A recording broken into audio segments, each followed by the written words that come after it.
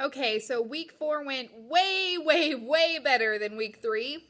It's definitely improving. The kids brought their homework assignment back from the weekend. Most of them caught on to that. A few of them didn't, but for the most part, I felt like it was really successful.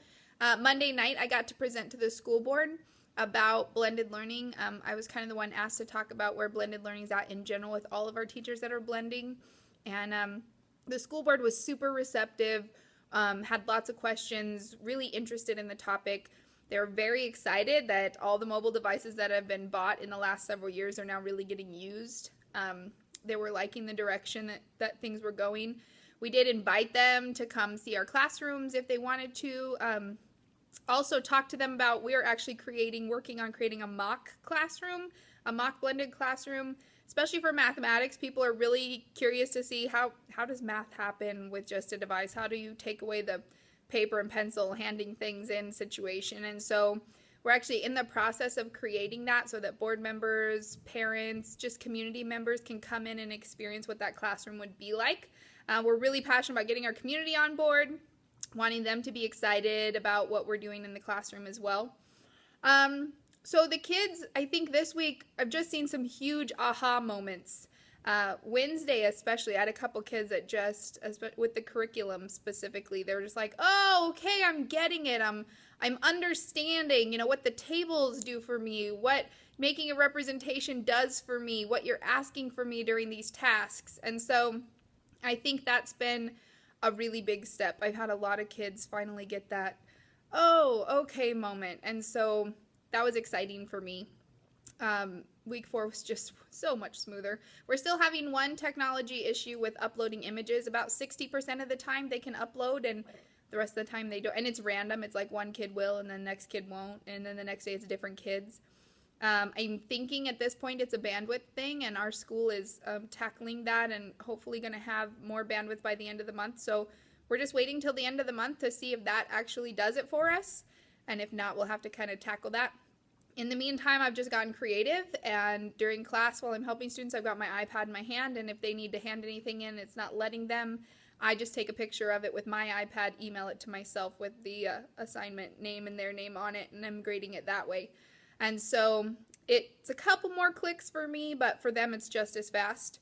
And I still think I know it's way more effective than handing things in and grading them on paper and handing things back. The amount of time I'm saving is absolutely amazing, and the amount of time that's getting to go back to the kids on actual math. So that's making me really happy.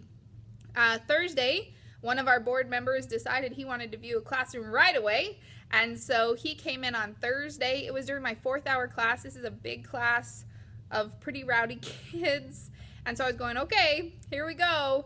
And it was great. I think it was encouraging for me when he left for him to be so excited.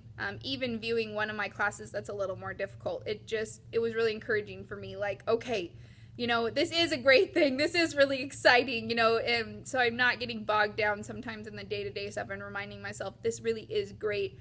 So I'd like to kind of share with you what that day went like. It was really cool. He came in, and I kind of wrapped up a task we'd been working on and gave a couple examples. So I'm just talking for the first 10 minutes or so of class, getting kids ready for those RSG questions so they're prepared and they know what to do. And then I released the kids. I said, go for it.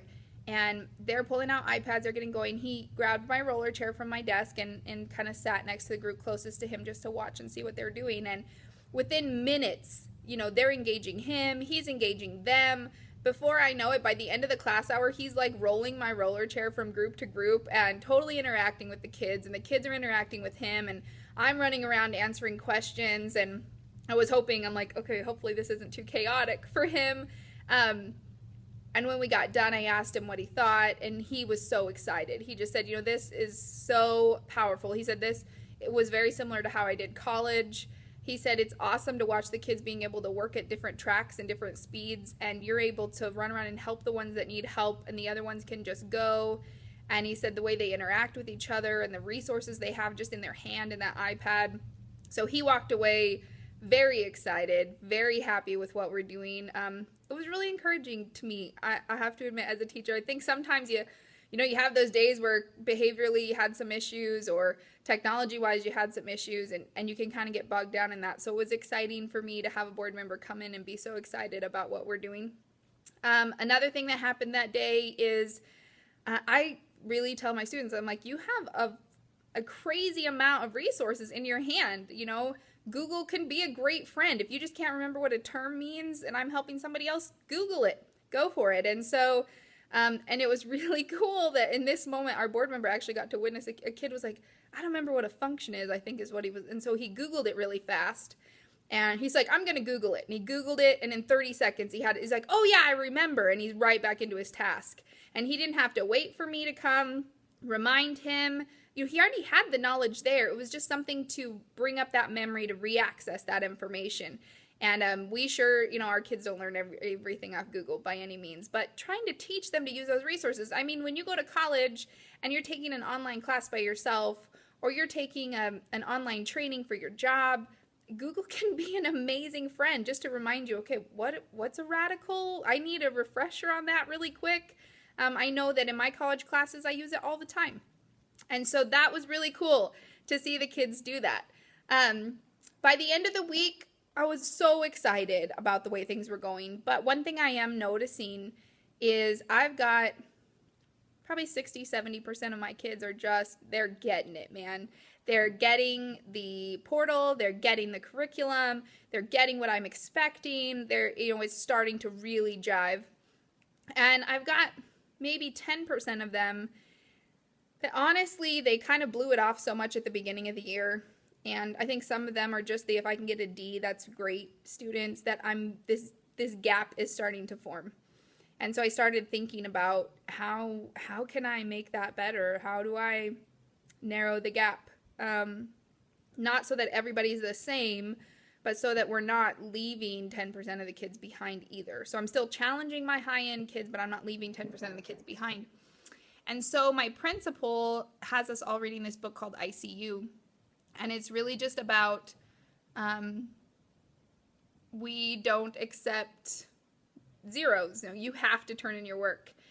We're going to make sure that every assignment gets turned in. And so we're just starting that journey as a staff, and we're just starting to talk about processes. But in the meantime, our first step that he kind of suggested was, let's start a lunch study hall. And any kids who need extra time, we're going to put them in lunch. And they will spend time on their work during lunch time.